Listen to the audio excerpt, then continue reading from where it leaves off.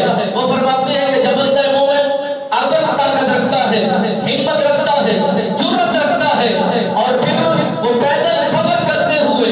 اللہ کے گھر کا طواف کرنے کے لیے روانہ ہوتا ہے، علماء نے لکھا ہے، وہ فرماتے ہیں ہر قدم کے بدلے 700 کروڑ نیکی لکھی جاتی ہے، اور 700 کروڑ درجات کی بلندی کا اعلان کر دیا جاتا ہے۔ وہاں کیوں نہیں اتنا اجر و ثواب ملے جہاں ایک نماز پڑھنے سے لاکھ نمازوں کا ثواب ملتا ہے۔ جب حجاج کرام اس مخصوص ایام میں وہاں پر جا کر عبادت الہیہ میں مشغول ہو جاتے ہیں، مصروف ہو جاتے ہیں، اللہ کی حمد و ثنا کے اندر اپنے آپ کو جھکا دیتے ہیں، میرا خالق فرماتا ہے میں اپنے